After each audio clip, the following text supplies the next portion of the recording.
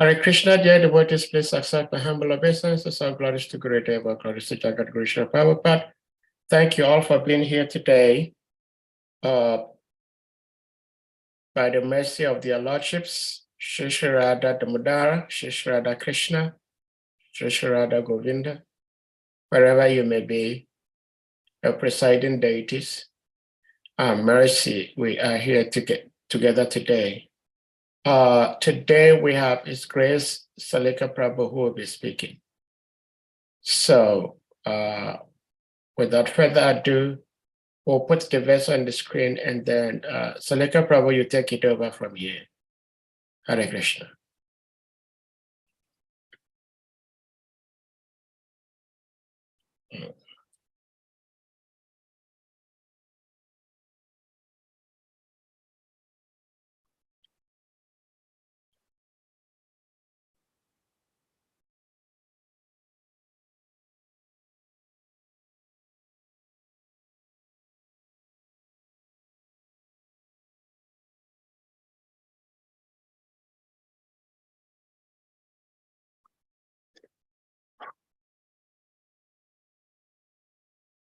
Om Namo Bhagavati Vasudevaya.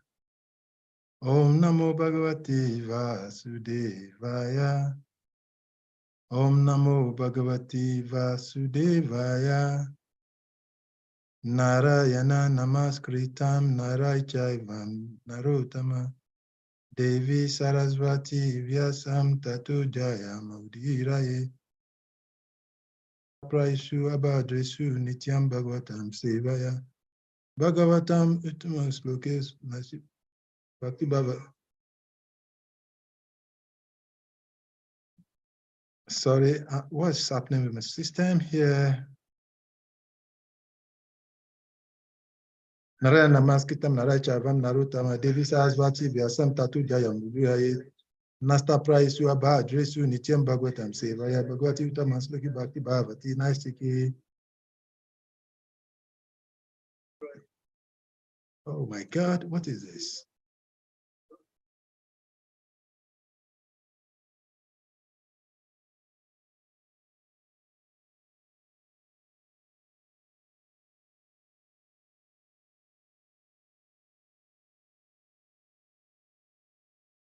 Sorry,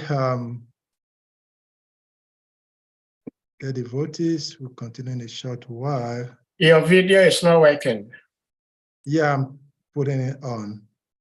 Sorry, this Mira, lo que yo system tengo is entendido es cuando vino ese devoto, nada, también se encontró con los premas y algo así, y les pidió a los premas que...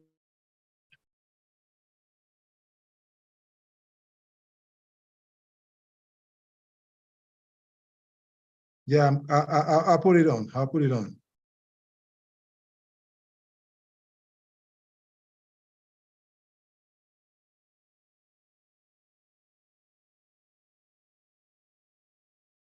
Okay, Hare Krishna. Krishna Kirtana Ganana Kanapakau Premamrita Vanidhi Dhira Dhira Jana Hare Krishna.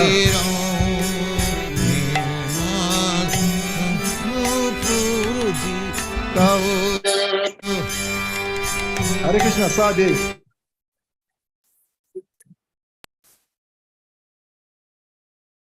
Yeah, Hare Krishna. Yeah, you're playing the bhajan, it's sounding. Oh, I stopped it. So, is everything working now?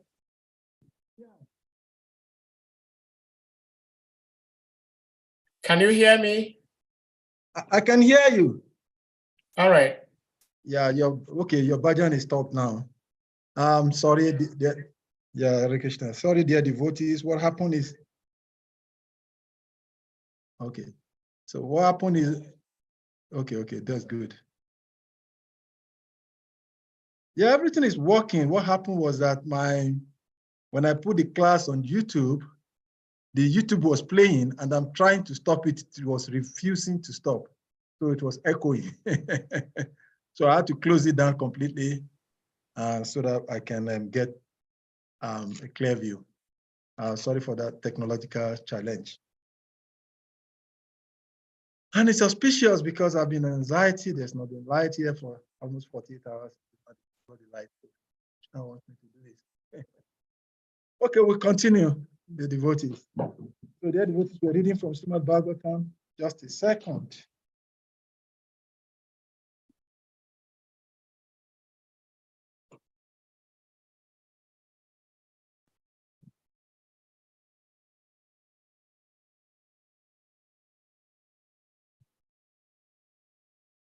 Oh my God.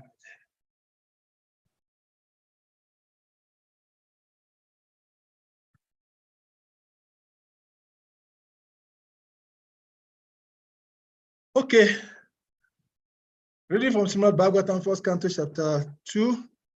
chapter 1, sorry. Text number 20.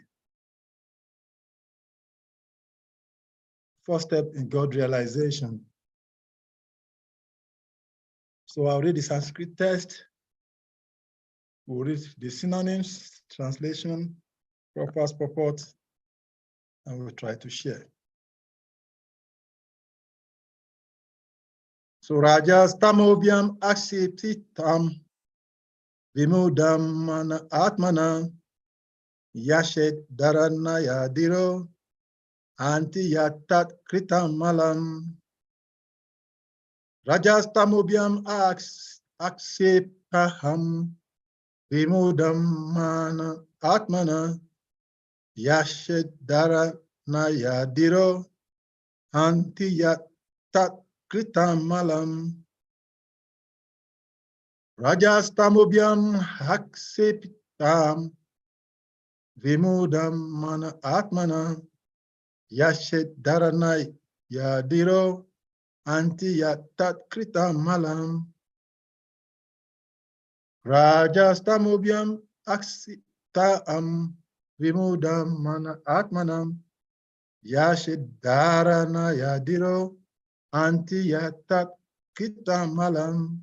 Word for word translation. Rajaha, the passionate mode of nature. Tamobhyaham, as well as by the ignorant mode of material nature. Akspitam, agitated. Vimudaham, bewildered. Manaha, the mind. Atmana, of one's own. Yashet, get it rectified. Dharanaya, by conception of Vishnu. Dhira, the pacified. Antihi, destroys. Ya, all those. Tat kritam, done by them. Malam, dirty things. Translation, purport by His Divine Grace, Labai Charanaravinda Bhakti Vedanta Swami. Patita Pavan Jaga Guru Sivra Devoshila Prabhupada Ki Jai. One's mind is always agitated by the passionate mood of material nature and bewildered by the ignorant mode of nature. But one can rectify such conceptions by the relation of Vishnu and thus become pacified by cleansing the dirty things created by them. Purport. Persons generally conducted by the modes of passion and ignorance cannot be bona fide candidates for being situated in the transcendental stage of God realization. Only persons conducted by the mode of goodness can have the knowledge of the supreme truth. Effect of the modes of passion and ignorance are manifested by too much anchoring after wealth and women. And those who are too much after wealth and women can rectify their leaning only by constant remembrance of Vishnu and his feature composed of impersonal potencies. Generally, the impersonalist or monists are influenced by the modes of passion and ignorance. Such impersonalists think of themselves as liberated souls, but they have no knowledge of the transcendental personal feature of the absolute truth. Actually, they are impure in heart on account of being devoid of knowledge of the personal feature of the absolute truth. In the Bhagavad Gita, it is said that after many hundreds of births, the impersonal philosopher surrenders unto the personality of Godhead to acquire such a qualification of God realization in the personal feature. The neophyte impersonalist is given a chance to realize the relation of the Lord in everything by philosophy of pantheism. Pantheism is in its higher status does not permit the student to form an impersonal conception of the absolute truth, but it extends the conception of the absolute truth into the field of the so-called material energy. Everything created by the material energy can be dovetailed with the absolute by an attitude of service, which is the essential part of living energy. The pure devotee of the Lord knows the art of converting everything into its spiritual existence. By this service attitude, and only in that devotional way, can the theory of pantheism be perfected. Umagyanam timirandasya, Gyanam Gyanam Chala Akaya. Daksho Umilitam Jena Tasmai Shri Gurave Nama. Sri Chaitanya Mano Bhistam Stapitam Jena Bhutale Swayam Rupam Kadamayam Dadati Swam Padaantikam Bandyam Sri Guru Sri Yuta Padam Kamalam Sri Guru Vaishnavamcha Sri Rupam Sagrajatan Lalita Sri Vishaka Vitamsha. Hey Krishna Karuna Shindu Dina Bandhu Jagapati Gopisha Gopika Kakanta Radha Kanta Mostupe Tapta Kanchana Gourangira Devi Parmeshwari Shabano Shruti Devi Pranamam Hari Priye Mokan Karoti Vachalam Pangam Lagayate Girim Yatkripat Ambande Shri Guru Dinatarinam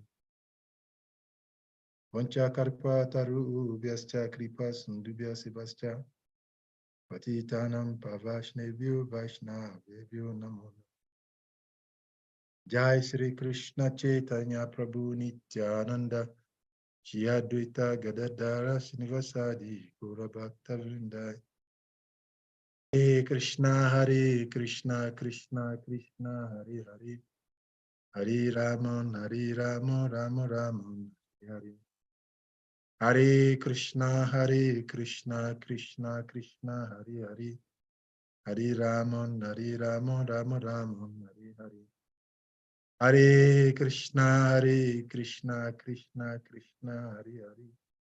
Hare Hare Rama Rama Rama Hare Hare. Rajastamo Bhyam Aksiptam Vimodam Mana Atmanaha Yashe Dharana Yadiro Anti Yatat Kritam Malam. One's mind is always agitated by the passionate mode of material nature and bewildered by the ignorant mode of nature, but one can rectify such conception by the relation of Vishnu and thus become pacified by cleansing the dirty things created by them. Hare Krishna. Am I clear? Yes. Am I audible?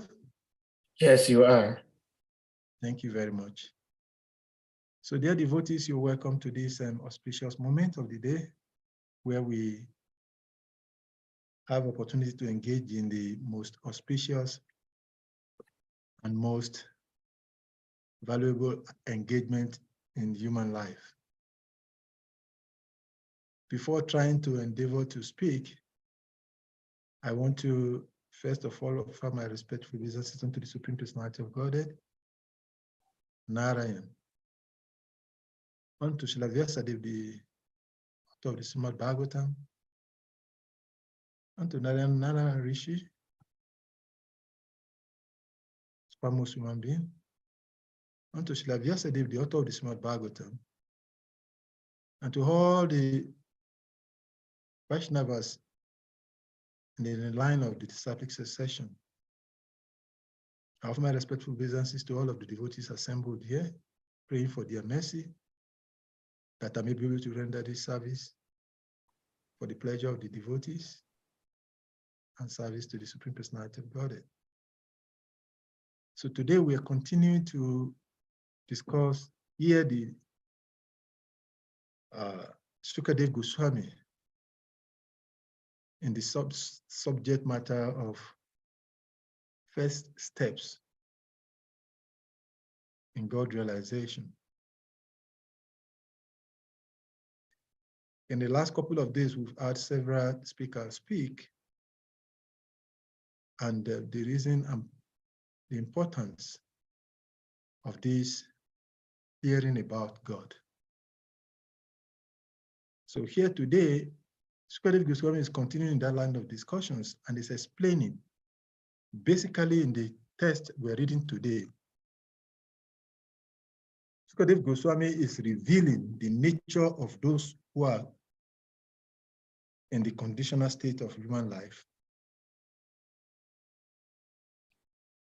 but as a bona fide representative of the Lord.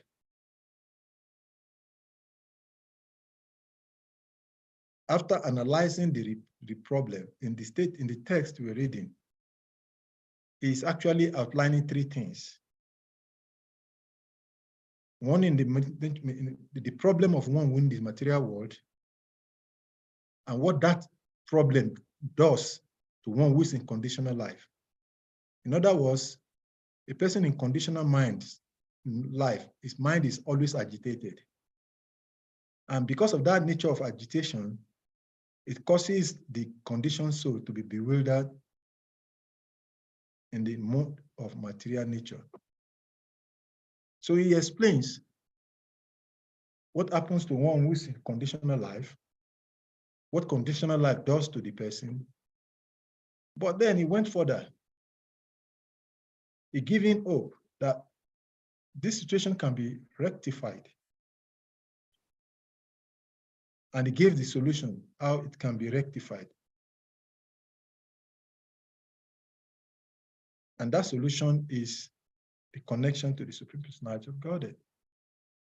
So these are the three things, three topics or three subjects that was captured in the text that we're reading today. And in the purport, Srila Prabhupada started by explaining one of the first three things that Sukadeva Goswami is mentioning about. And that is what is going to form the basis of what we're going to try to share today. Srila Prabhupada's purport is in 2 paragraphs. But basically, we're going to be talking about 3 broad subject matters. Just as Sukadeva Goswami has captured it in the text, we're going to be talking about a conditioned living entity, its situation, and what conditioned life does to the conditioned soul.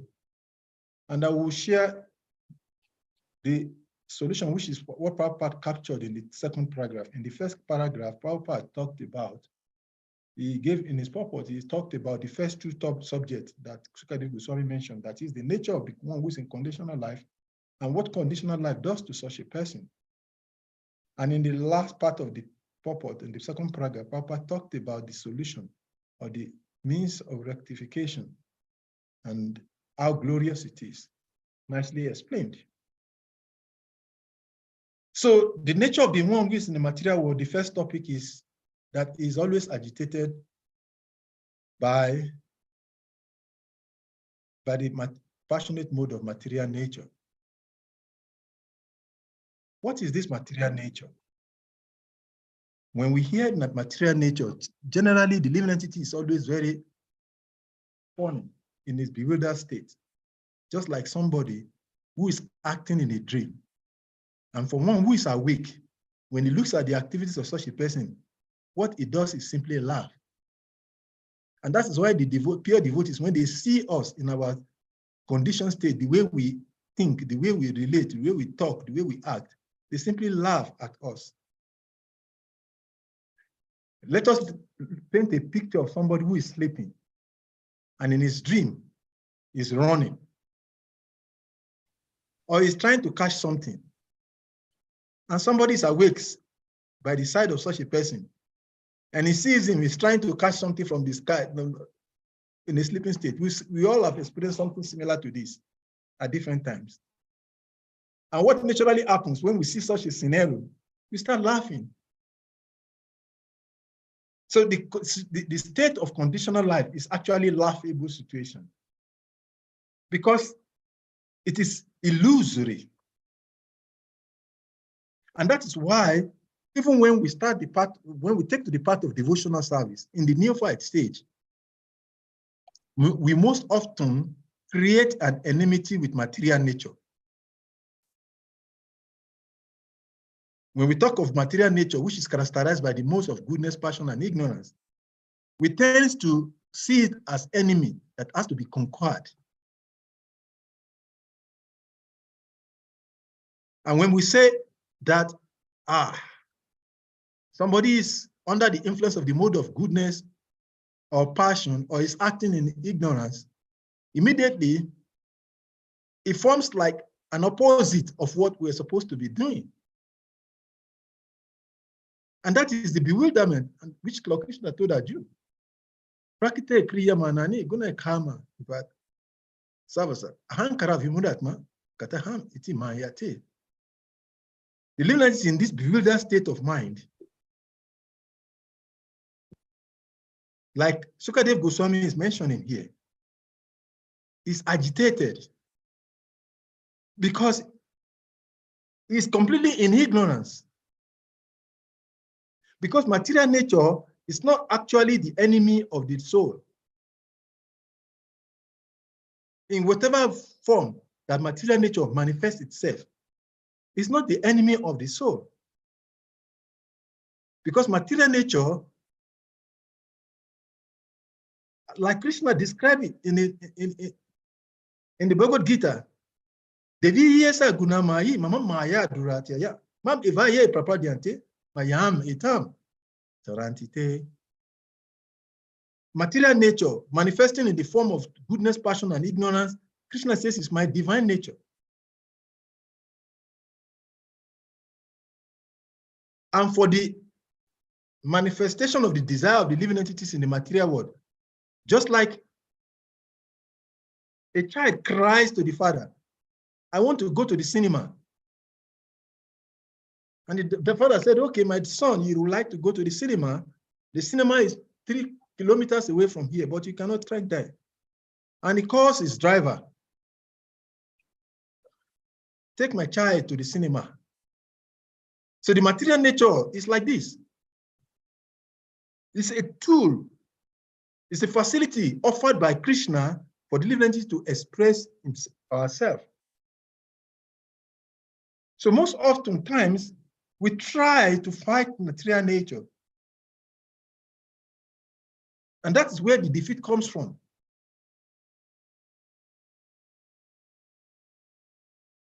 So we become constantly agitated.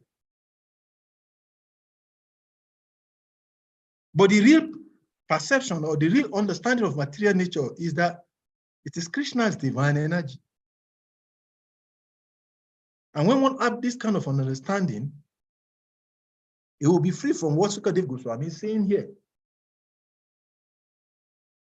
It will be free from bewilderment. It will be free from ignorant mode that is permeating our life.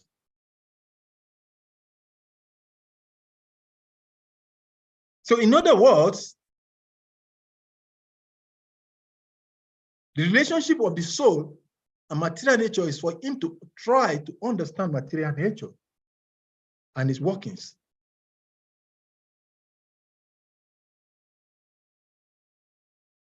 But how can one understand that which is beyond him or her?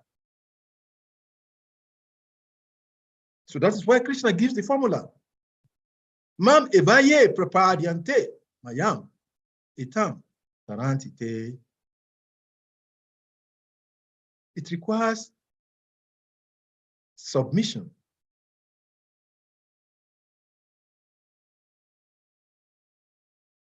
The fact that somebody is in the mode of passion or somebody is in the mode of ignorance is not a challenge. But what that person does with being in that particular mode is what really matters.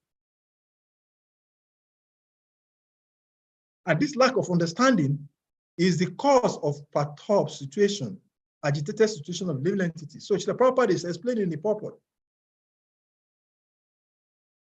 that only persons conducted by the mode of goodness can have the knowledge of the supreme absolute truth.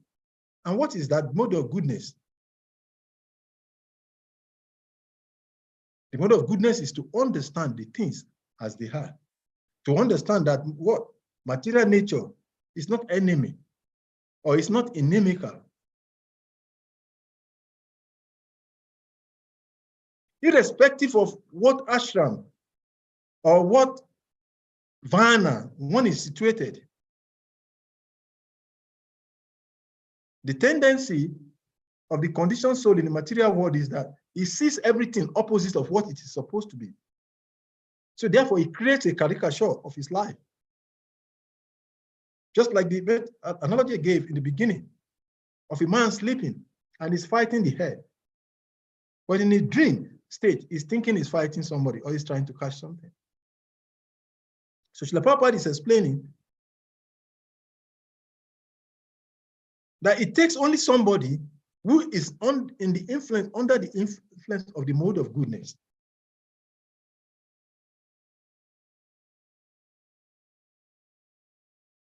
The effect of the mode of passion and ignorance are manifested by too much of anchoring after wealth and women. This is significant. And Lord Krishna has given this in the Bhagavad Gita. When Arjuna was asking Krishna,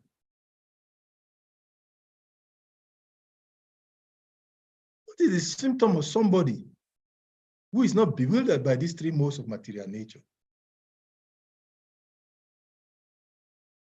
So Lord Krishna told Arjuna, one who is beyond the influence of the three modes of material nature, the symptom is that na sushati, na kankshati. He neither laments or not anchor for anything.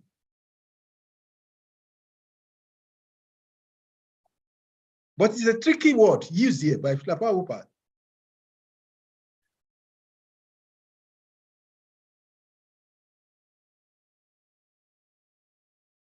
The effect of the modes of passion and ignorance are manifest by too much anchoring after wealth and women.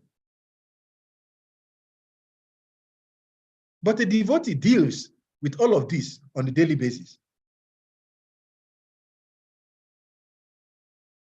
So how then do we distinguish this kind of an anchoring?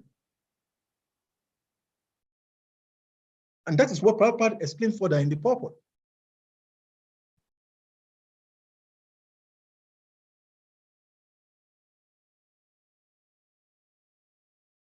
That, and those who are too much after wealth and women can rectify their leaning only by constant remembrance of Vishnu in his fissure composed of impersonal potencies.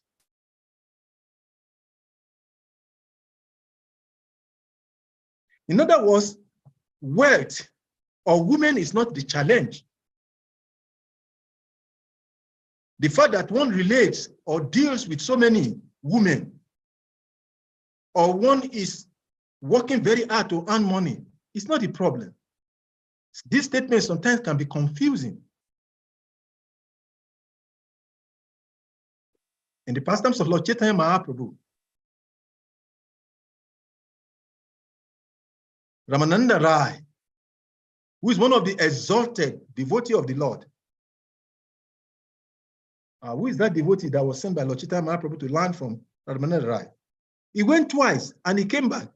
He said, that person that you are sending me to, I cannot learn from him. I'm saying, yes, how can I go and learn from somebody? The first thing is that he's a Grihastha, but I saw him. He was personally using his hands to massage women, young girls. And how can you say I should learn from this person? This is absurd. Lord Chaitanya Mahaprabhu himself, he sent him back. I think that is Mananda Sena, I can remember. But he sent him back to go to the third time.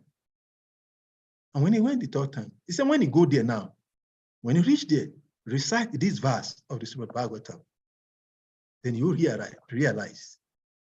And when he went back, he followed the instructions of Lord Chaitanya Mahaprabhu. He saw the different side of Ramananda Rai. So Ramananda Rai was so exalted that the Supreme Personality of God himself, Krishna, in the form of Chaitanya Mahaprabhu, had to approach him and ask questions from him to glorify the qualities of Ramananda Rai. So the influence of material mode of nature is not the way we perceive them based on in our conditional life. Because when the Prabhupada is mentioning here that a person conducted under the mode of goodness can have the knowledge of the supreme truth. Cannot have the knowledge. Because why? Too much of anchoring after wealth and women. But who said we should not anchor after women? I mean, wealth. Because they are not in themselves the problem. So Prabhupada said in the next line that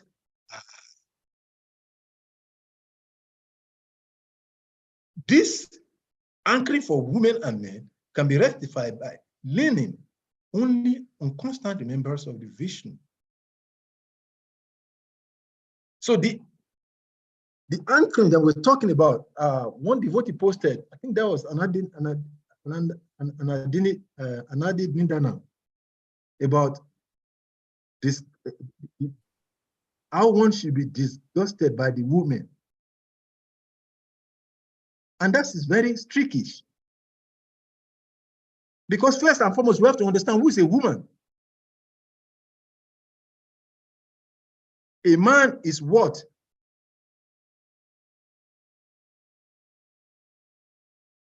Woman is to a man.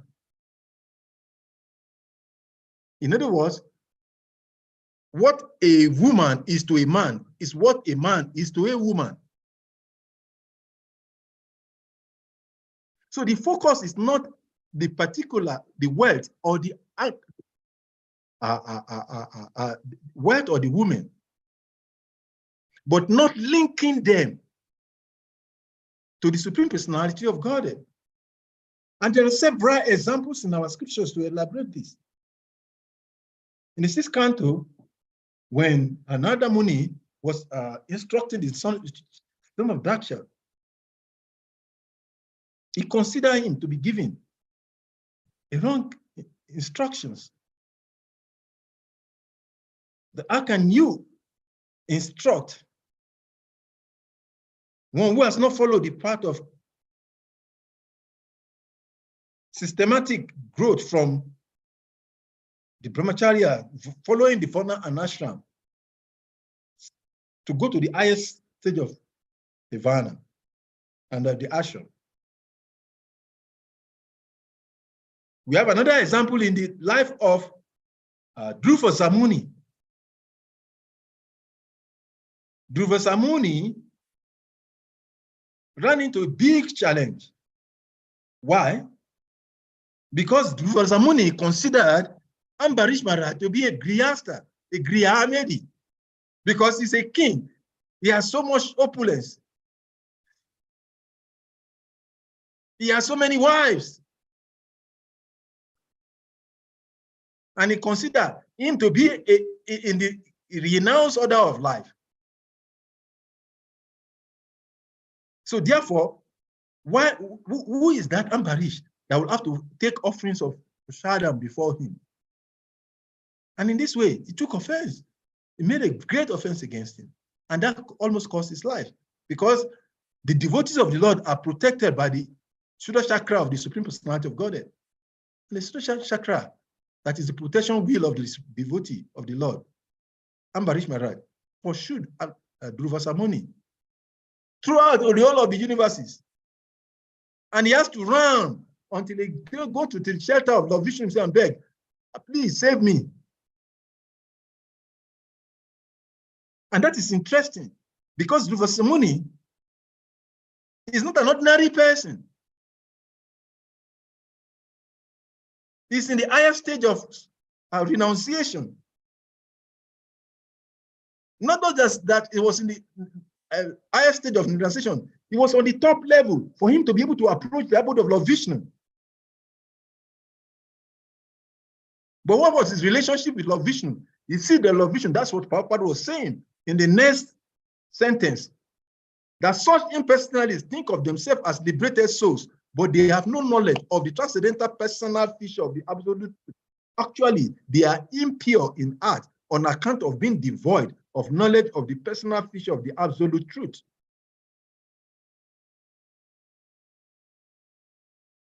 So Prabhupada is referring to them. And one good example of such a personality is Dhruva Samuni. Because he does not understand. So Prabhupada described such person who follow the Jnana Marga, or the path of knowledge, as very impure. And Prabhupada paraphrased that verse of the chapter of Bhagavad Gita.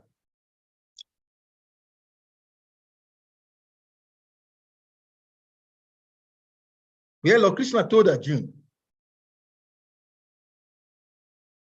Manushanam Sahasrisu.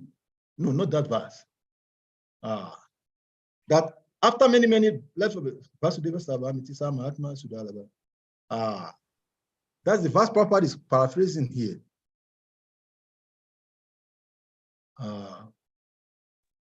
Bahunam Jamana Ante. Bahunam Jamana Ante, Genava Man Prabhupada Ante. Vasudeva Savamiti Samahatma. Thank you very much, Prabhu. Bahunam Jammanam Ante, Genava Man Prabhupada Ante. Vasudeva Savamiti Samahatma Sudhalaba. After many lifetimes, when many Dhruva Samuni become realized, when they become purified,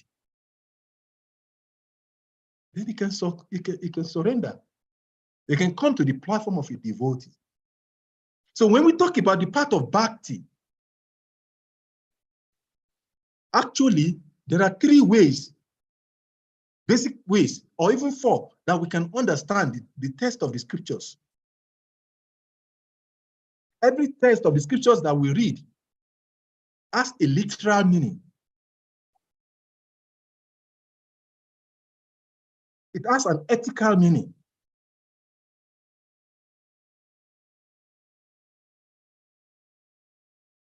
It has a spiritual meaning.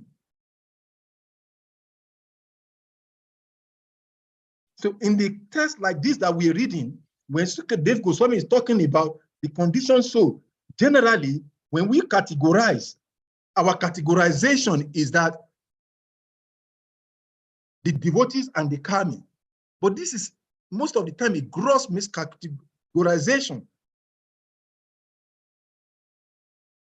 Because even on the part of bhakti, for those who are on the part of this devotional service, you can find somebody who is a jnani, you can find somebody who is a karmi, you can find somebody who is a bhakta.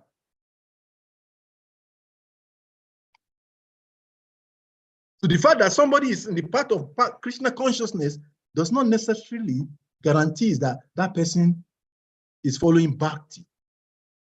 And that's why Srila Prabhupada said that one may have a bona fide institution, organization like that of ISKCON. It may have a perfect bona fide spiritual master that is available in Krishna consciousness. It may be fortunate that it may have a perfect scripture like the Bhagavad Gita, SRIMAD BHAGAVATAM, Chaitanya Charitamrita, Nectar of Devotion. But if he is not knowledgeable enough, he could be engaged in karma yoga, he could be engaging. And this spread across, because sometimes our categorization is that The moment somebody wears a saffron, then we say, oh, this person is a renounced order of life.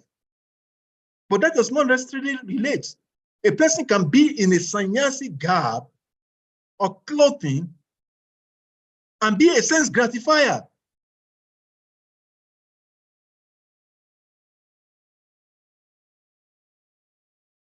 And that is why Prabhupada is saying that the symptoms is very key. It's about looking at the symptom, anchoring for wealth and women. But it could be a confusing words. When we look at it from just a general face of the text or the words that is used, it goes beyond the words. A person can be a bhakta, not even initiated, but he is in the higher state. Another example is that of King Bharat. Bharat, in his previous life, was a king, and he renounced. He follows but it come to the level of renunciation. But he was distracted. At a point, he became an inattentive, and he took the body of a deer. But while in the body of a deer, he was always in the association of Mahabhagavad, who are constantly reciting the Vedic scriptures.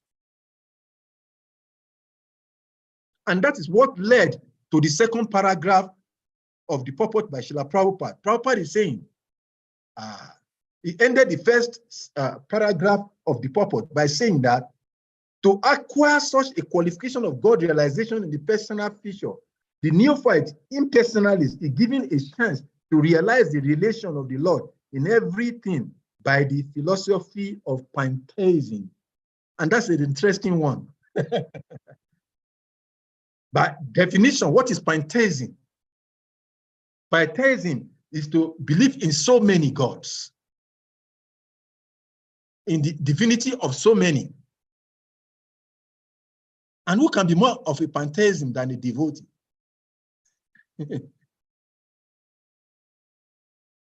Just a few weeks back, we have celebrated the appearance of God in the form of Lord Chaitanya Mahaprabhu.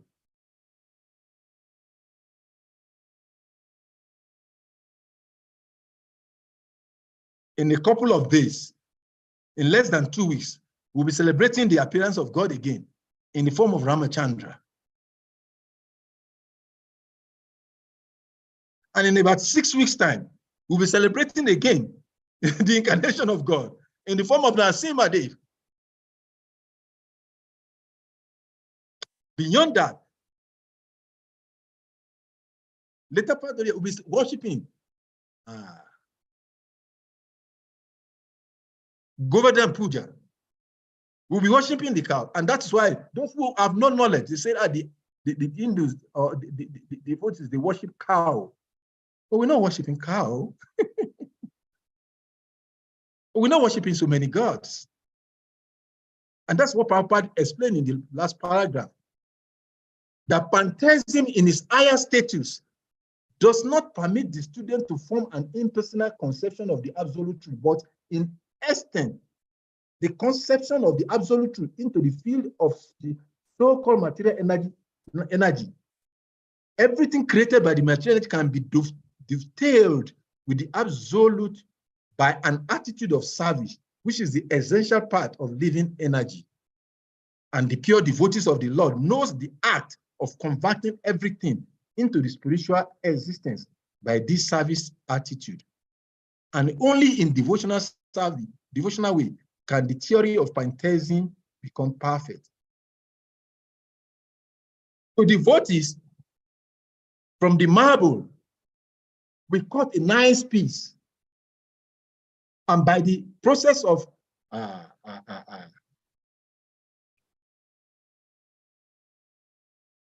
sister,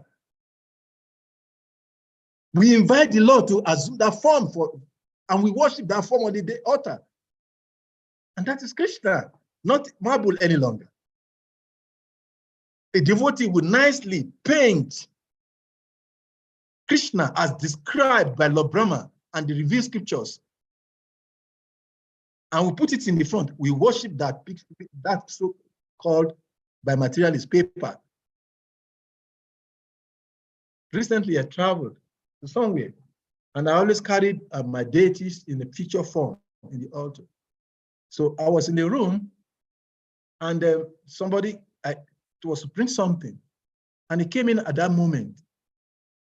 I just finished praying, and I offered obeisances. And he came in at that time. He said, wait, I don't mean to be offensive. I don't mean to be insulting. Please don't get embarrassed, but I just want to ask, what is so special about a paper that you want to bow your head to a paper? This is just a paper. Because he cannot understand that that paper is no longer paper, but God. Just on Sunday, the 12th, just this last Sunday, I had some Sufi brothers that came for Gold Purnima. And when they came, I was wearing I was on dhoti with a t-shirt of Jagannath. And one of the Sufis said, I'm very close to you, so I don't mind if you are offended. I'm going to ask you a question, but if you get offended, I don't care because I know you're not doing anything, you're my brother. He said, why are you people always wearing something painted with some demons? So when he said that, I laughed. So I said, sit down. If I open this place, I'll show you the pictures. By the end of that day, when they were going, I distributed 17 books. So I said, sit down. I said, first, we didn't postpone the Gold Purnima to Sunday as we initially advertised, because we're anticipating there was going to be election and there will not be movement. I said, Sunday, Saturday, on the Tuesday, we have already celebrated Gold Purnima. But then you can come for Ram Navami. By that time, election will be over. But about what you said, sit down. And I started narrating the history, the story behind Lord Jagannath. First, I defined what Jagannath means. I said, Jagannath is a combination of two words. Actually 3 words. Jagat means the universe. The Lord of the universe. Nath means the Lord of the universe. And I started explaining how the Lord, the pastime behind Jagannath, and how the Lord manifests in that form. How the devotee cried, request for that Lord to form. And by the time I finished asking and narrating those stories for almost about 45 minutes, they were so blissful. And by that time, by Krishnaism, prasadam was ready. They took prasadam. And when they took prasadam,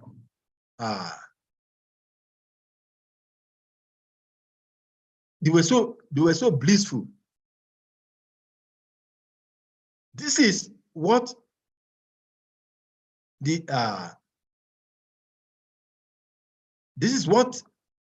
Prabhupada is talking about here, in the form of a devotee perfectly being able to use pantheism. That I want to share some of those pictures that I was taking. So they were blissful.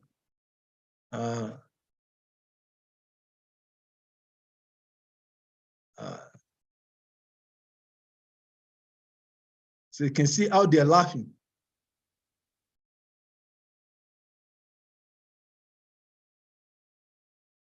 So with this, over 70 people, they were so angry for the books by the time they were leaving. So that is what Prabhupada is talking about here in the last part of the purport. That the pure devotees of the Lord knows the art of converting everything into a spiritual existence by a service attitude.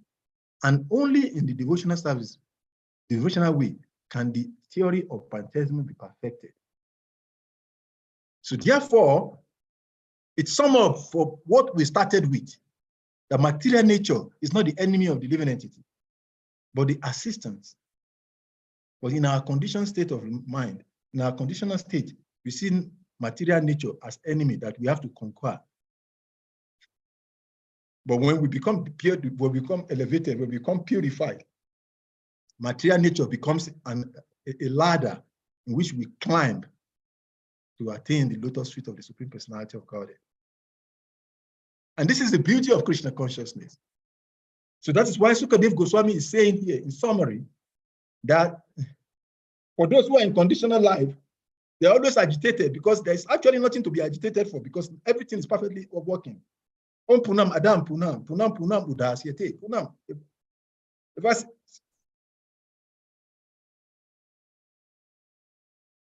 Punam, Punam, Punam, Punam, Evasyate. Everything is perfect. The invocation of Om Punam Ada Punam Punam Punam Udasyate Punam Punam Adaya Punam Evasyate.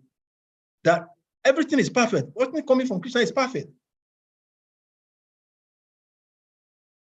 Material nature is a perfect energy of the Supreme Personality of Godhead, meant to support living entity in achieving the lotus feet of the Supreme Personality of Godhead. But in our conditional state, we see material nature as an enemy. We have to overcome it. We have to conquer material nature so that we can attain Krishna.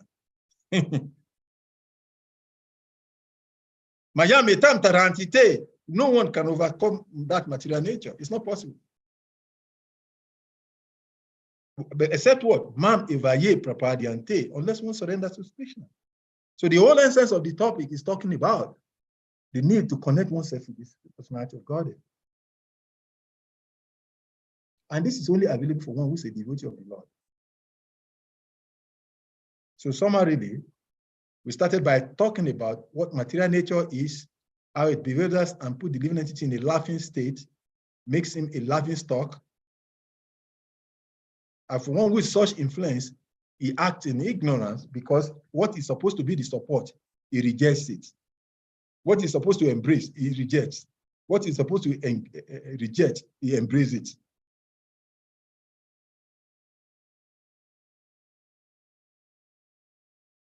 And that material calculation or categorization of a renunciation can be misleading if one does not understand the essence of what the whole of the devotional service is all about.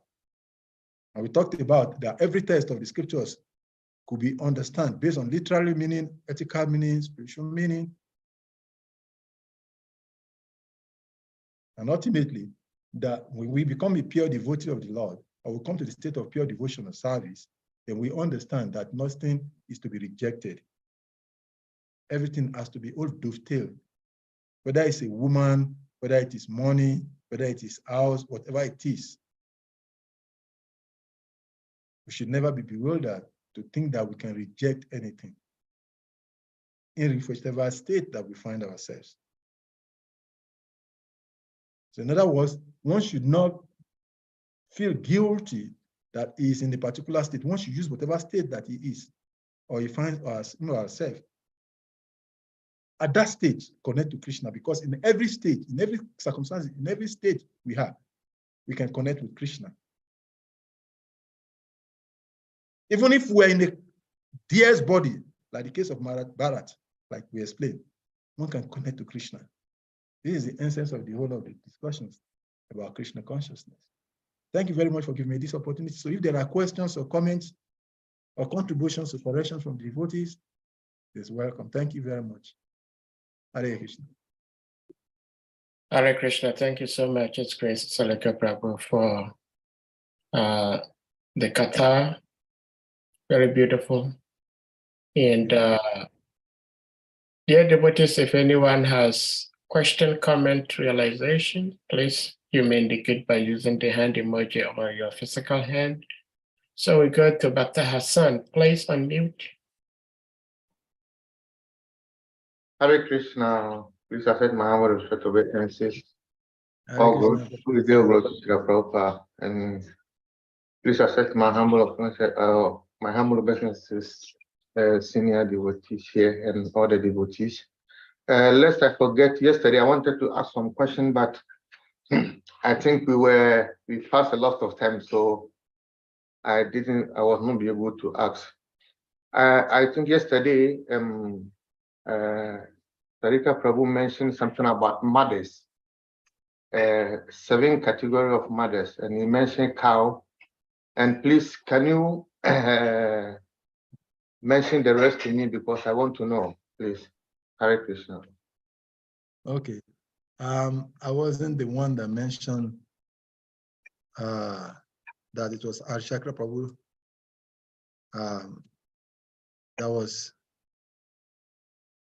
That mentioned it, but I'll give you the 7 mothers. Yes, thank you. The 7 mothers is one's own biological mother, the wife of our spiritual master, the wife of a Brahmana, the wife of a king, the nurse, the cow, and Mother Earth. No, sorry, the mother of, sorry. Before I'll repeat it again. Okay, sorry, because there was a son, Dawood. Our biological mother. Yes. The wife of the spiritual master. Okay. The wife of a Brahmana. Mm-hmm. The wife of the king or head of state. The nurse. Cow. And Mother Earth. So these 7 mothers are considered worshipable by the Vedic scriptures. Okay, thank you so much. You're welcome.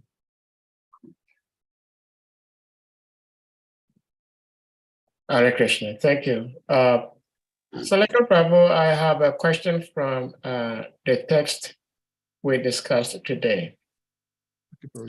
And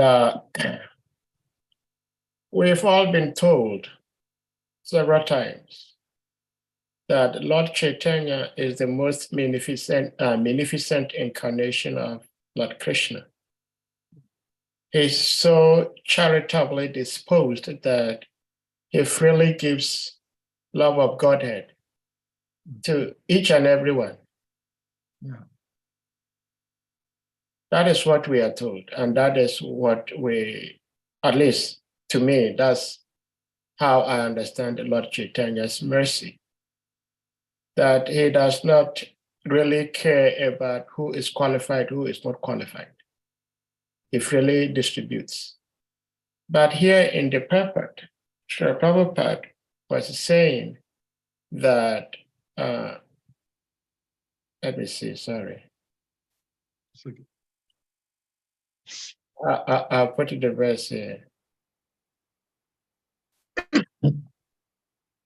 Srila Prabhupada says, is the second sentence, only persons conducted by the mode of goodness can have the knowledge of the supreme truth. And when the Lord Chaitanya came till today and tomorrow, there is always going to be people influenced by the 3 modes of material nature: goodness, passion, ignorance. And only few are actually influenced by the mode of goodness. Most of us are influenced by the modes of passion and ignorance. So if those influenced by the modes of passion and ignorance cannot receive the knowledge of the supreme truth, then how do we say that Lord Chaitanya came for each and every one and was distributing this love of Godhead freely to each and every one? Please. Thank you very much. A beautiful question. Nice, that's a very nice one. The statement says that only one who is in the mode of goodness can know this supreme. But it does not say that only one, it does not say that only one who is in the mode of goodness can engage in devotional service.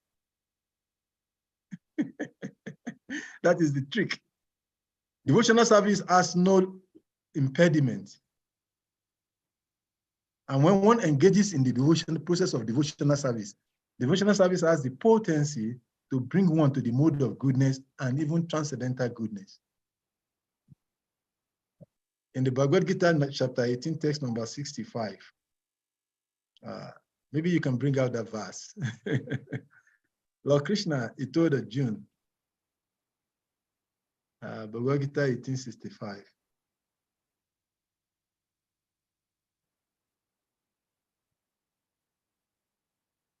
Okay, 1865. 1865.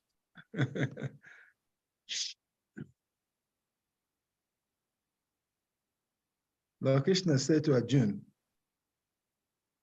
Mam manabhava ma bhakto mam yaji mam namaskuru mam evasyasi satyante prati jane priyo sime. Always think of me, become my devotee, worship me, and offer your homage unto me. Thus, you will come to me without fail. I promise you this because you are my friend. The same verse is spoken in chapter 9, the same in different ways. So that is the qualification for becoming a devotee. So knowledge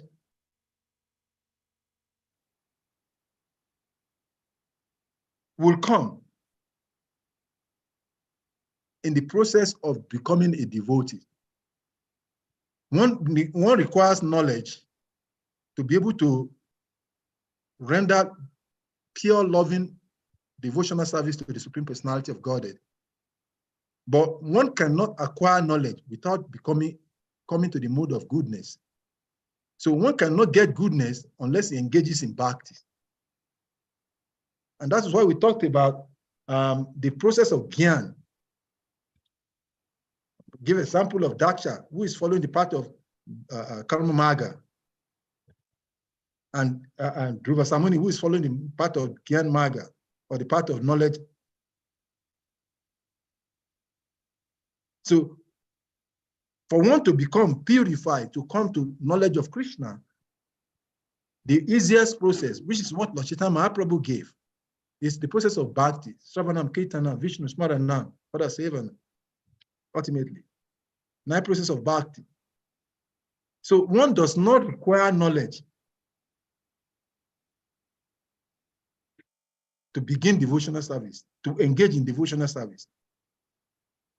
One just simply needs to offer obeisances to the Supreme Personality of Godhead. And even when one does this without knowledge, the benefit comes. And that is why that verse, that famous verse, Yesham Chuanta Gata Parapam, comes to mind. There are so many who have become a devotee today who never wanted intentionally to become a devotee. There is one doctor that used to come to the temple when we started devotional service in Lagos in those early days. When he saw the devotees, that in those days, we used to go on a daily basis on Arena at Ojuelegba in those days in Lagos. So one day, this doctor was passing in his car, and he saw the mothers and the devotees dancing. So he became attracted to he's very attracted to women. And it's interesting, in relation to this verse we're reading, he became very attracted to the mothers in their beautiful sari, the way they dressed. So he went forward and parked his car, and he came and joined us. No, he doesn't want to engage in devotional service. He doesn't even know who Krishna was, but he became attracted to the women. And he kept on, he started dancing. First he was looking, and after some time, he didn't know the time he started dancing with us. And you know the funny thing, he danced with us until we finished the arena. We were going to go to temple. He said, "Where are we going? Where did we come from?" And we gave him the place. And by the time we got to temple, he got to the temple before us. We went with his car. Then he introduced us. He said, "It's Dr. So-so and so-so." Okay, fine. And the devotees, we felt ecstatic that, oh, Arina must produce somebody to come. And then he took some book, he went. But the funny thing is that we didn't know what was in his mind. The following day, when we went to Arinam, to that time, we would always go to Ujuelegba on a daily basis. The following day, with nobody invited him, we didn't even tell him we were coming there. But in his mind, he could not sleep. So he said on his later he was expressing, he said maybe these people will come there again the following day. So he left his work, come back to that place around that time. And it's fortunate for him, he met us there. He continued dancing until he was close, until after several months. So when he was discussing, then he explained that actually he came not because he wanted to become a devotee. He was actually interested in the mothers. That if they are available for marriage, he wants to marry one of them. And he's particularly interested in one particular mother. I will mention the name.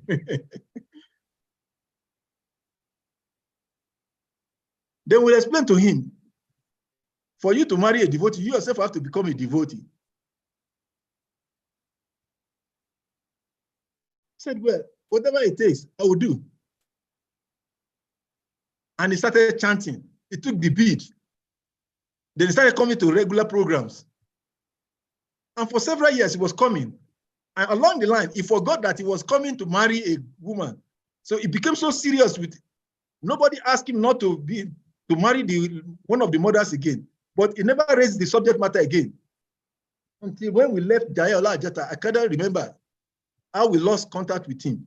But he kept on coming. And he started chanting 16 rounds. In the process, he came to understand what devotional service is all about. So, yes, unless one comes to the mode of goodness, one cannot understand Krishna. One cannot know Krishna as it is. It's not of God. But one does not require knowledge. And one does not have to come first to the platform of goodness. Devotional service places one in the platform of transcendental goodness. So Krishna says, we should just engage in the process of devotion. That is the potency of power of devotional service. And that is why Lord Chaitanya Prabhu is called the most munificent incarnation, because he gave what no other incarnation of Krishna has given.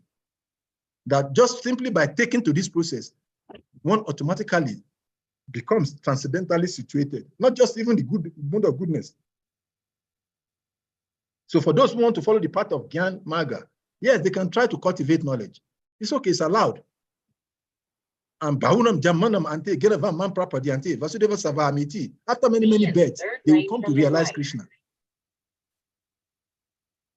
But a devotee does not have to go through all of those processes, because automatically is transcendentally situated the moment it takes to this process of devotion and service.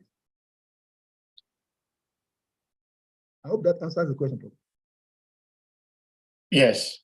Thank you so much for the answer, and it was quite elaborate. And I really enjoyed it, the pastime of the doctor wanted to marry a devotee and ended up becoming a devotee. I remember one time we went on Harinam with His Holiness Kavichandra Maharaj. And I mean, devotional service is amazing. And there was this one guy, he was just like a street guy. So he saw the devotees performing kirtan. He came to join us. He fell so much in love with the singing and the dancing and seeing the devotees.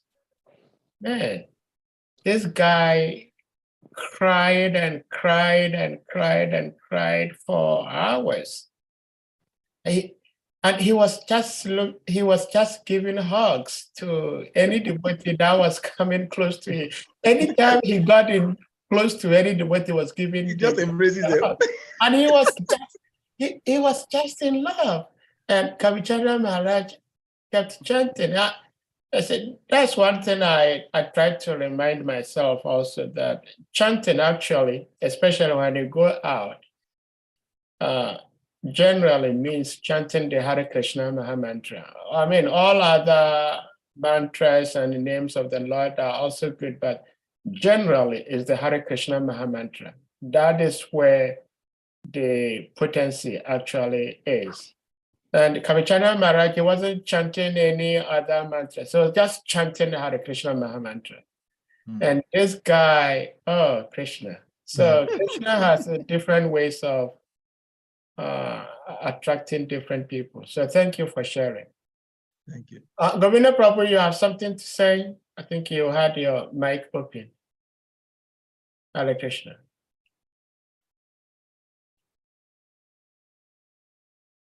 Hare Krishna, Prabhu's my Hare respectful obeisances to you all. Hare All Krishna. glories to Gurudev, all glories to Srila Prabhupada. Yes. Yeah, two questions, Prabhu. I just need a clarification of the Sudarshan chakra that you said it follows devotees, give devotees protection, and Lord Nrsimhadev. And Lord Nrsimhadev is there to give protection to devotees at all time. And then again, Sudarshan chakra is also giving protection to devotees. So I would like you to tell me more about Sudarshan chakra. How I know Ambarish Maharaj, when he was challenged by Dhruva Samuni, yes, Lord Nrsimhadev did not appear to protect Dhruva, but rather it was Sudarshan chakra that came to protect Ambarish Maharaj. So I would like you to tell me more about it. Why Lord Nrsimhadev did not come to protect Ambarish, but rather Sudarshan chakra. Repeat that last statement. Why Lord Nrsimhadev did not come to protect Ambarish Maharaj, but rather Sudarshan chakra was sent to protect him. US 20 East. Okay, thank you very much. The four symbols on the hands of Lord Vishnu, as they serve as different ornaments in how the Lord reciprocates his relationship with his devotees, and the Sudarshan chakras especially is what is meant for protecting his devotee. And the question is, why did the Lord decide to manifest his protection in different ways? It's prerogative of the Lord. And what the Lord thinks is most necessary at the time, at any time. Generally, the Sudarshan chakra is for protecting the devotees. And when necessary, when Lord Krishna in the form of Nrsimhadev, when he was going to protect Prahlad Maharaj, he decides to manifest from the pillars in the palace of his father, Hiranyakasipu, because that was what is necessary at that time because of the circumstances. In the case of Dhruva Samuni and Ambarish Maharaj, because the Lord knows that eventually, because it is past, and this is just to say that actually Dhruva Samuni was not in ignorance. It was part of the pastimes of the Supreme Personality of Godhead. Just like Arjuna was put into illusion just to exhibit that level of confusion for us to get knowledge from Krishna. So there are some of the pastimes of the Lord. The primary reason behind the Lord's pastimes is to give pleasure to the devotees and to annihilate the miscreants. So, and the Lord, according to what is required at different circumstances, the Lord manifests himself in that way. So, from my understanding, the Lord decided in the case of Dhruva Samuni, because Dhruva Samuni was going to come to Lord Vishnu anyway, in any case, at the end. So the Lord is not necessarily decides to come in that circumstances. But the primary response to your question is that the Lord chooses how he manifests at different circumstances, even in our own individual life, even in our own conditional state as we are in the process of bhakti. And that is what Lord Chaitanya Mahaprabhu was expressing in the 8th stanza of the Shikshastakam, that when a devotee surrenders to him, the Supreme Personality of Godhead, the Lord can manifest himself in the form of death. He can manifest himself in the form of sickness. He can manifest himself in whatever is required. Just like our Guru Maharaj, when he had a melanoma cancer, he saw it as the messenger of the Lord to come and take him back home, back to Godhead. He wasn't seeing it as a disease. He wasn't seeing it as a terminal disease. He saw it as Krishna's arrangement coming in that form of cancer to take him back home. And he said, in one of his lectures, he said, Krishna knows his ego. He is very famous for dancing very nicely. So if Krishna make arrangements, by one arrangement or the other, one of his legs was taken off. And then that time became no longer that. So he saw all of this as Krishna's manifesting in different ways, in different forms, necessary, required for his going back to God.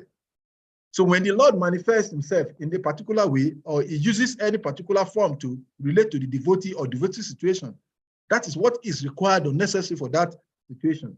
So that's why the Lord manifests and relates in different particular way. Otherwise, it could relate in the same way with everyone. But it relates and manifests himself as it is necessary for the devotees. Hare Krishna. Hare Krishna, Prabhu. Yeah, thank you very much. My second question is, that Krishna says everyone on his path, but he rewards according to how much we surrender. And we know Krishna is so big, and so to understand him, it's not easy for one to actually comprehend the Supreme Personality of Godhead, and that one can realize him in diverse ways. And as a result of that, there are many processes of approaching this Supreme Personality of Godhead. But you just quoted the Bhagavad Gita, Bahunam Javanam Ante Janavamam Prapadyante Vasiriva Sarvam Ete Sarmahatma Sudulava. He said, after many births, he who is actually in knowledge, he surrenders unto me, knowing me to be the Supreme Personality of Godhead, Vasudeva, Sarmahatma, and such great souls are very rare. So, does this verse conclude that one can be a yogi, one can be this, one can be that, one can belong to any process of realizing God? But until such a time that one comes to realize that Krishna, Vasudeva Krishna, is the Supreme Personality of Godhead, that person's life can never be successful or returning back to Godhead, according to this text. Yeah.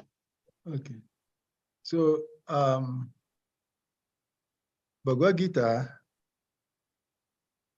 chapter 15, text number 15 answers the question you're asking. But Krishna told Arjuna, Savasyacham Ridisani Vishtu Mata Smeti Gyanam Apu Anamcha Vedaschai Sarva Am Vedyo Vedanta Krit Vedavid Evachaham. He said, I'm seated in everyone's heart, and from me comes remembrance, knowledge, and forgetfulness.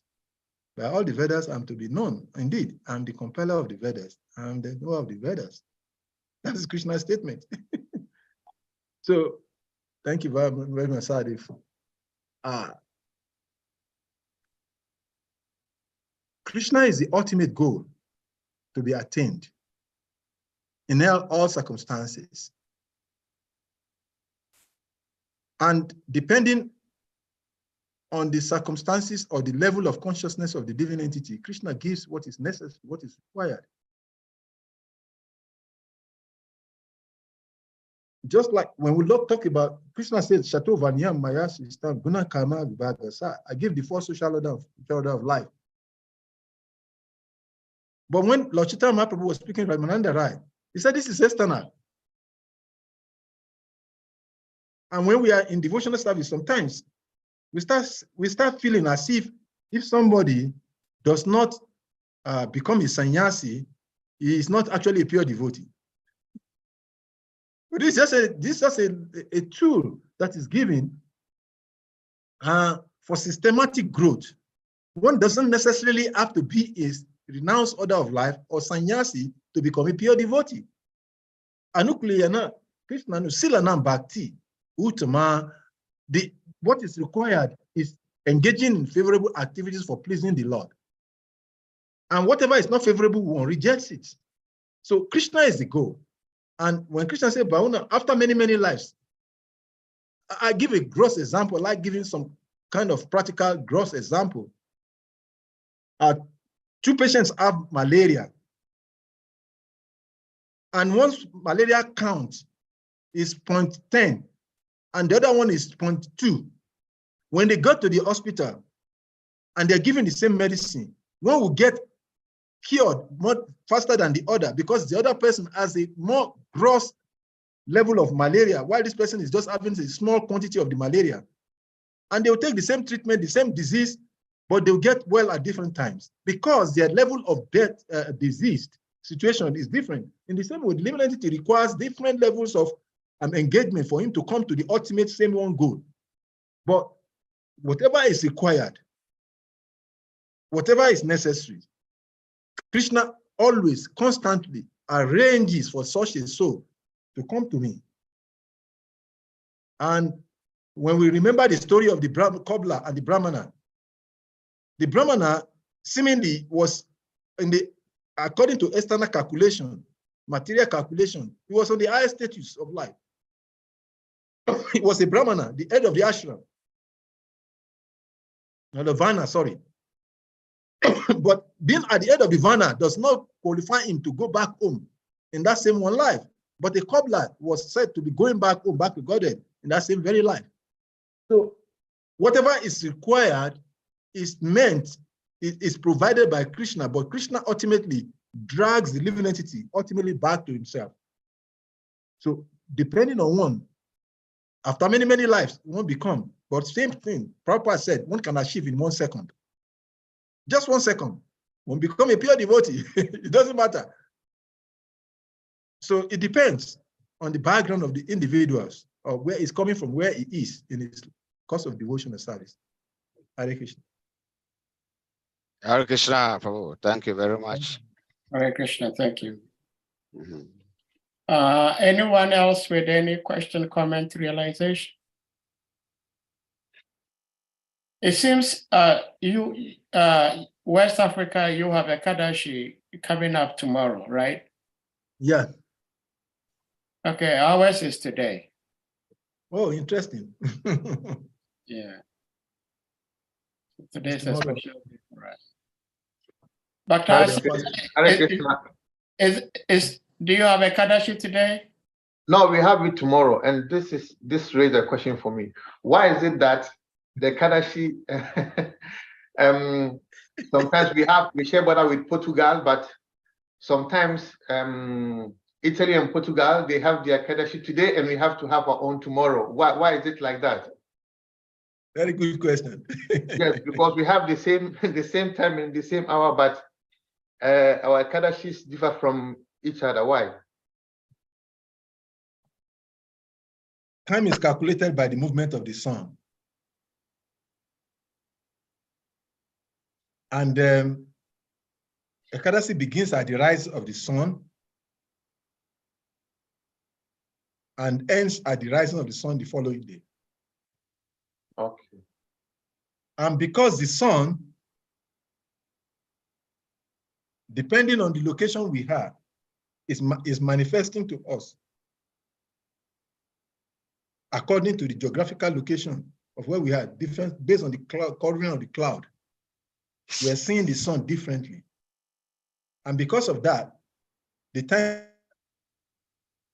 so it's interesting, you know, sometimes I was giving a lecture, somebody asked, Krishna says, I'm the taste of water. So which of the water is Krishna's taste? Because we know that when you take water from the well, the taste is different.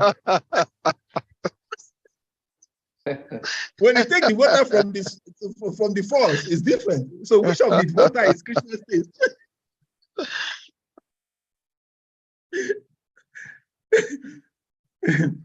So that is why I mentioned in the course of the lecture that there are certain statements that when we hear them in the scriptures, they may be having a literal meaning, they may be having a contextual meaning, they may be having ethical meaning. So one has to understand, and that is why it's so difficult in other theology to be able to ascertain what is the truth, because people have a different understanding of the scriptures. There's a beautiful text in the Bible where Jesus Christ said, it will be easier for a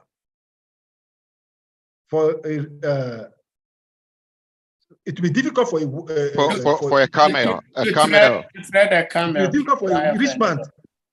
It will be easier for a camel to pass through the eye of the needle than for a rich man to enter the kingdom of God.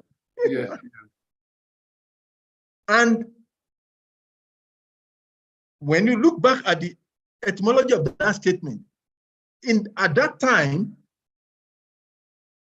because of the encroachment of the challenges between the Jews and the Pharisees, there is a brick wall in Jerusalem, just like they keep brick in the kingdoms. And there is a big fence wall for barricade. And there is main door, that is general entrance. But then there is a back small door for escape, which makes very small. And that door only is used when emergencies arise. And Jesus was given that to give a parable. But over times, several decades after, so when you ask someone, it thinks that the camel passing through the needle eye is referring to what we know as needle, but that is what it was referring to. So the scriptures sometimes could be carrying a literal meaning, ethical meaning, different meanings depending, and that is why we need the explanation of the pure devotee to be able to understand the scriptures. So the difference in time is as a result of the movement of the sun and our location. Even though the sun is there, the movement of the cloud around the sun. So depending on where we are, we see the sun at different times, but the sun is there always. The sun is never setting, but to us it's set at this time, it's set at that time, at that time. Yeah, okay. Because the last Ekadashi, we are having some argument with one of my friends in Italy. We have a platform which we always share the Ekadashis on the platform. And he shared it and I said, no, it's wrong. And he said, yes, he's also a bhakta like me, you know. And he sent me the picture of the calendar in Italy, and I also have the calendar here. And I said, okay, then I'll do my own tomorrow. And so I wanted to, always it's my mind, but I forget it. So yeah, it's because of that. It happens to me this last Ekadasi, before this one, I was in Addis Ababa, and I have the notification on my phone. So the notification came that Ekadasi is on the 4th. And Ekadasi was on the 3rd over there. No, it was on the 4th over there. It was showing on the 4th because I have my phone takes dual time whenever I move into a different location. So it was giving the timing as at that Addis Ababa, which is supposed to be on the 4th, but Ekadasi was on the 3rd here. So then, because I'm on the platform, so then I saw a post showing Ekadasi is on the 3rd. Yeah. And I said, but Ekadasi is on the 4th. So after some time, I said, oh my God, it's because of the time I am. So I decided to fast, even though I was traveling that day. So when I come here, I then realized that, okay, it's actually because of the difference in the time of the place. All right, Hare Krishna. Prabhu's hand is up. Yeah, it seems, what's the name? Govinda Prabhu, you have something to say in connection to this? Yes. Okay, go ahead. And then Shrimad Prabhu will come. Yes, actually, Prabhu, I would like you to convince me.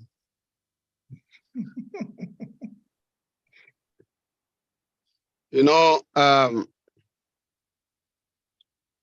in every design, there is a designer. Absolutely. So when you talk of the creation, then there must be a creator. To put a component together and make it appear one object as a vehicle, then there must be an inventor or someone who put those things together. There must be an owner. Sure. And putting all those gadgets together, there has to be a manual to control it, to manage it. So this universe is a very big, gigantic universe, and the creator of this universe has a plan for this universe. So therefore, the sun, the moon, the stars, everything has a meaning and it has a purpose. And so the living entities are being controlled and manipulated by the influences of nature. And that if one is to tune to what nature is telling him to do, then he walk on the right path. And as such, there is astrological calculation, there is numerology, there is physiology, there is everything has a meaning and everything has a purpose and it works perfectly. If you know how to use it and apply, it works so perfectly. Devotees are devotees. Devotees surrender to the person who created all this gigantic universe and have put all these things in place. So when one surrenders to this supreme person, then this supreme person gives protection to such surrendered soul so that he is not bothered by the influences of these material energies. This is our philosophy, that when one surrenders to Krishna, then he no longer, is no longer under the influence of these manipulations of nature. Now, how come that when it comes to Ekadasi, you say the cancellation of the star appearing here this time, the star appearing there that time, and we follow it? Why do we have to follow that?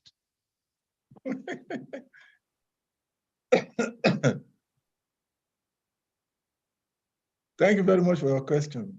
It is just like, yeah, I would like you to help me out. As you are explaining, giving these examples, something was just coming to my mind. Why do we wear sweater in the winter and wear light clothes in the summer? because of the circumstances of the weather at that time. So in the same way, Krishna has put us in different space of the material nature according to our needs. According to the individual needs, Krishna puts us in an environment that is conducive for us, commensurating with our punya karma or sinful activities in our previous lives. Why is somebody born in India? Somebody is born in Nigeria. We should all have been born in India. But there is a different need. There is a different creation. And these are part of Krishna's arrangement to satisfy all his children. So the difference of time, the difference of the influence of the sun or the rain or the snow are all different creations to meet the demands or the wants of the living entities. And Krishna puts us in those different locations according to what is required for us. That's all, my understanding. So okay, Prabhu, thank you. Thank you, but see, I don't want to prolong it, but I'm not convinced. Because the devotional service is transcendental, devotees are transcendental. So yeah, I'm not convinced that I'm put into this environment or that environment. It doesn't matter to me anymore when to that because you started the, I was going to respond to that before you said something. Actually, no one can convince anyone in spiritual knowledge. That is why it is called the process of self-realization.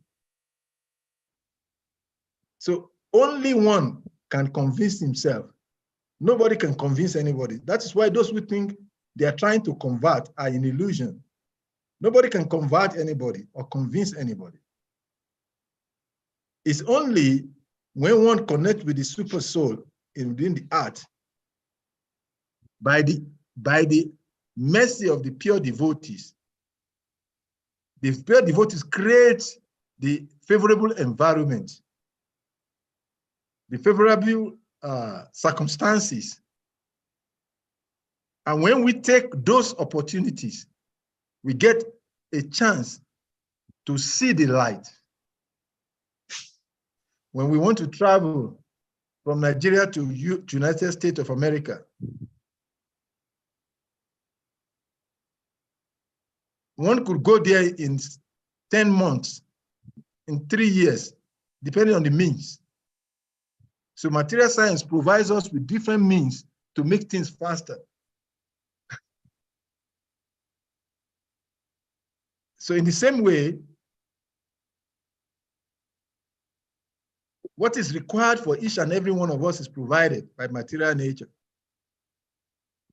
But no one can convince anybody. No one is capable of convincing anyone. Okay. Only Krishna connects with the soul. When the soul connects with the Krishna in the heart, then it becomes convinced.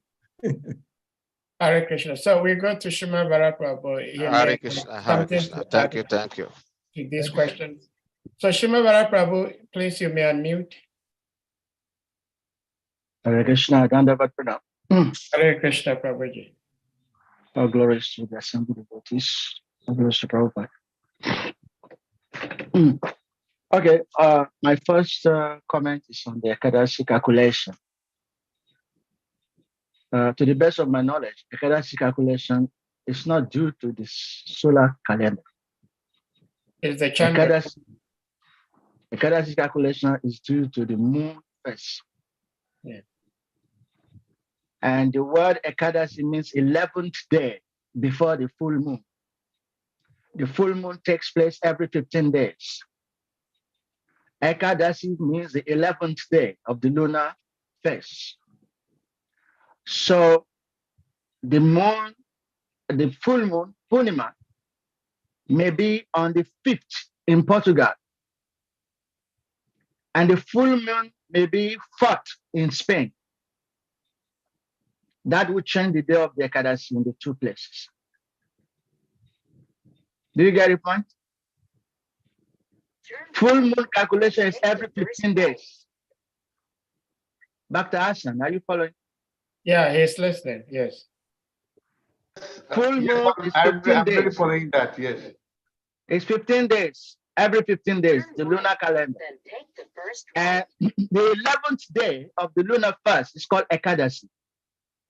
Now, the full moon varies from one place to another. It may become full moon here and it's still not full moon in another place. So Ekadasi days varies. Okay. You understand? So Yes. by the time it is 11th day here, maybe it will be the 12th day in another place, because the full moon fully is 15 days. That's what makes the calculation different. That's all. I hope you understand that. Yes, I understand. Thank you so much. Okay. So just always remember the Ekadasi means 11th lunar day, 11th day of the lunar fast, 11th day. So you yourself, you can calculate your Ekadasi. When you see the full moon, count 15, just count another 15 days after. Okay. After the Ekadasi in your place, the moon will come out the 4th day, completing 15 days fast. Okay. Yeah, after Ekadasi, count 4 days after, it will be full moon. Oh, Is that okay. right? 4 days after it will be full moon. It will be full moon at your place. Okay. I think I have to write it down. Because it's every 15 days. Full moon is every 15 days. Okay. And the 15 days that the full moon does not appear is called Amavasya. So there is the lunar phase and there is the dark phase. Oh, okay. So there is the lunar time of the Ekadasi in the light period and in the dark period. So the next after the full moon is Amavasya. The next 15, it's not full moon, it will be dark night when the moon does not appear. Oh, okay. All right. Okay. So that's one. Second comment is on the example of the camel passing through the eye of the needle. So let us accept, Prabhu, because I've heard you several times saying that it's some wall in Jerusalem and so on and so forth, according to aeronautics. Is it? So let us accept that is it. But what is about in our own Brahmana and Kobla story? Narada came with the same story of Narayan passing the camel through the eye of the needle. And what distinguished the faith of the Kobla from that of Brahman is that he accepted the fact that Narayan can actually thread the needle high with a camel. So should we also consider that as just imagination or just some? Because you are saying that in the story of Jesus Christ, it is not actual thing that people taking it literally. In the Vedas, what made the Kobla glorious was that he took it literally. And he believed that Krishna can do that.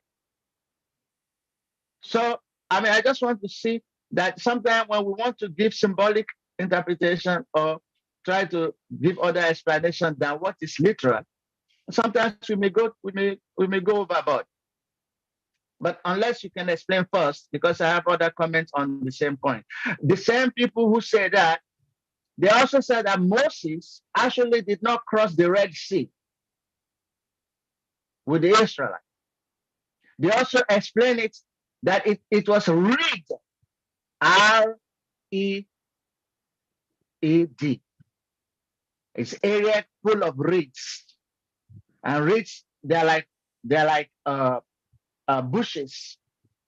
That is the area he passed through with the Israelites. Anyway, so people give all kind of interpretation. If you want to follow that, you will never believe anything about God. You can change everything to just ordinary mundane event.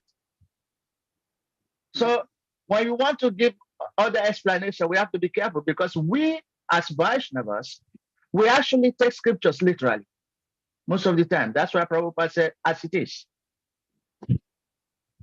So anyway, that's just my comment. I don't know whether you have something to say about that. Hare Krishna.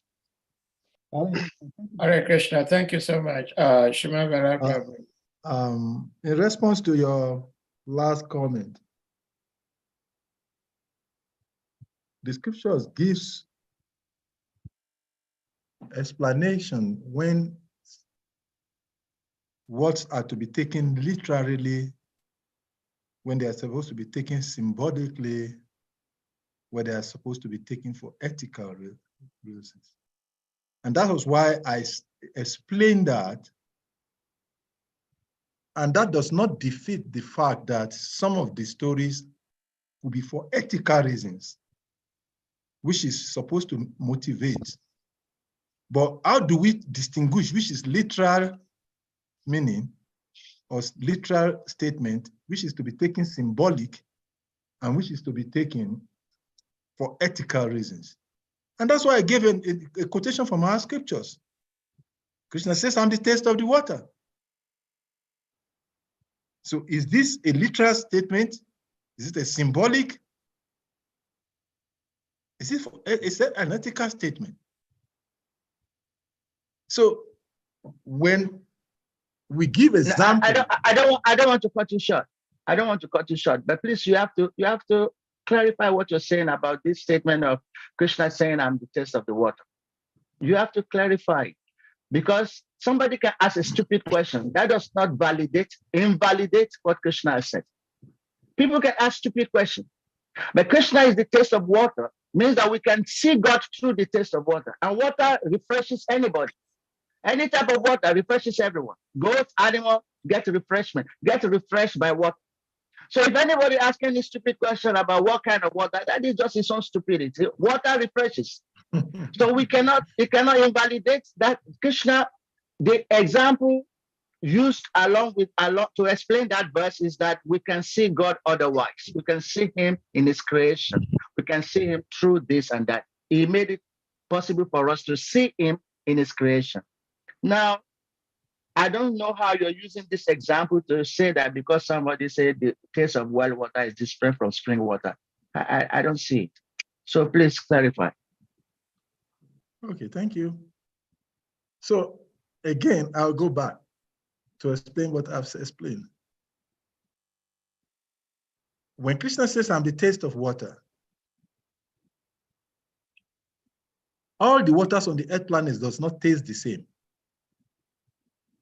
That we know, or we all can attest to that fact.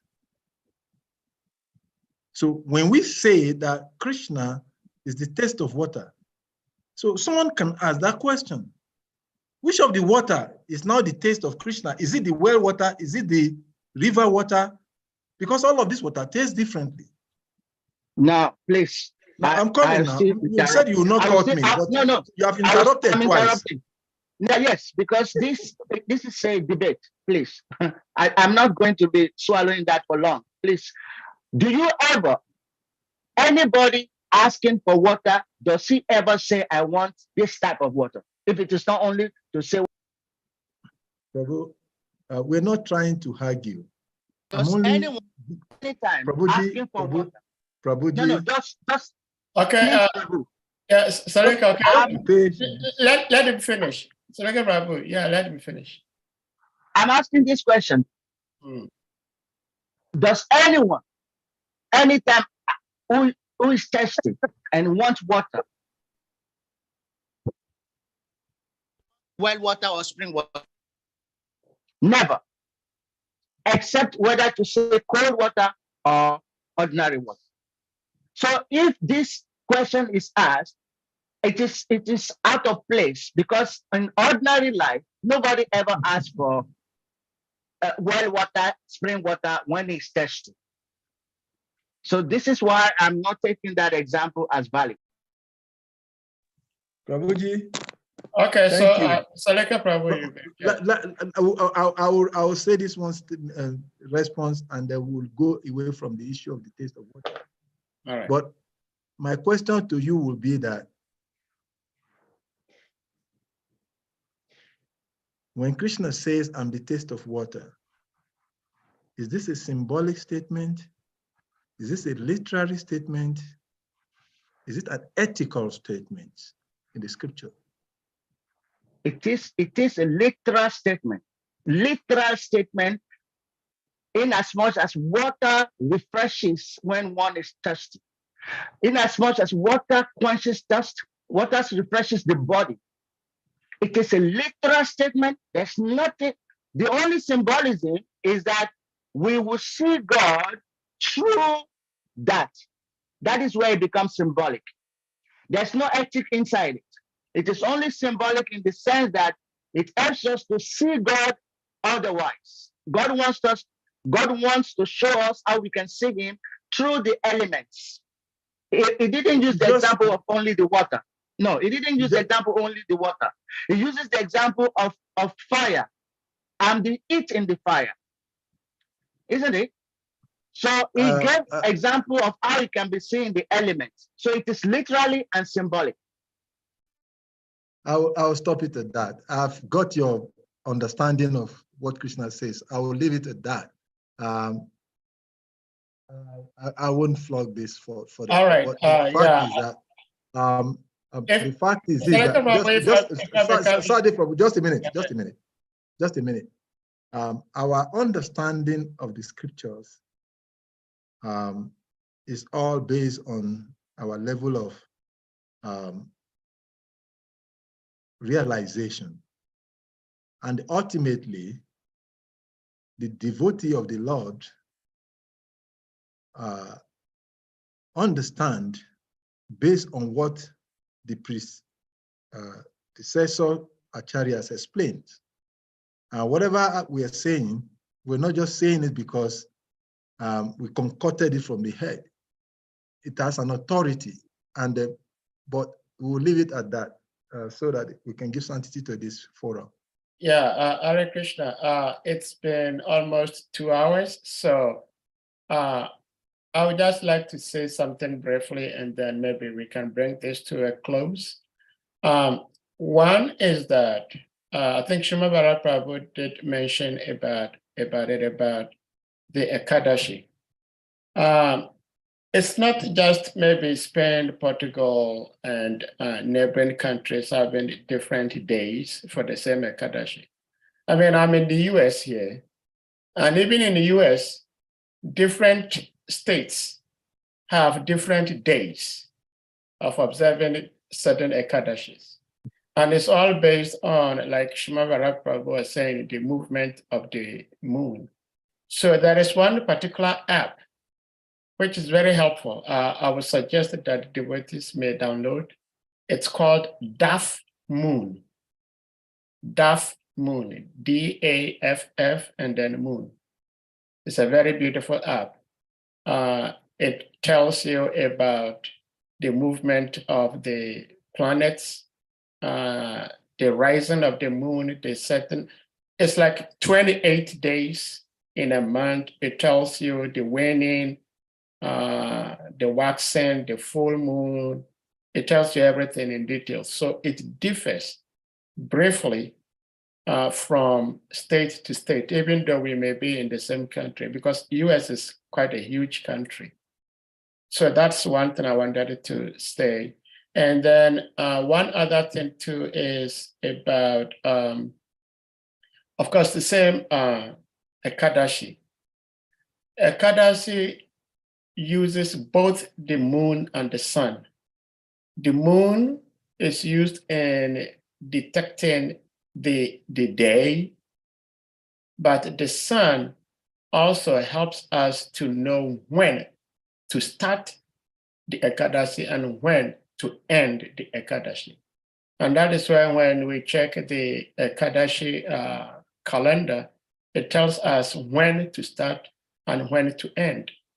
Like we do maybe Ramnomi or Guru Purnima, and we're waiting for the moon to set. The moon may set at 6:30 p.m. in my city, but somebody in another state, the moon may set at 6:40 So even though we are all in the same place, we use the moon to do the calculation as to when the day falls. But to when to break it, when to start, we used the sun. So both are being used, both the sun and the moon are being used. And then one other thing about this similarly confusing Krishna saying, I'm the taste of water. It depends on whom we're speaking to or we're talking to. Because if we're talking to a scientist, the scientist is going to tell us that does not make sense.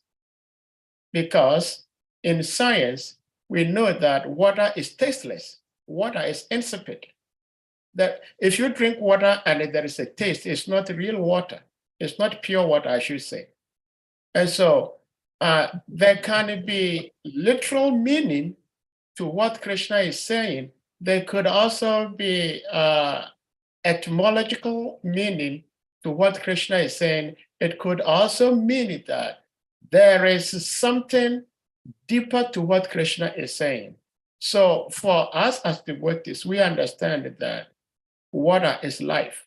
So when we drink water, whether the water gives us this taste or that taste, as long as the water is giving us life, that we should understand that is Krishna. But when we want to address it philosophically, it could come from different angles.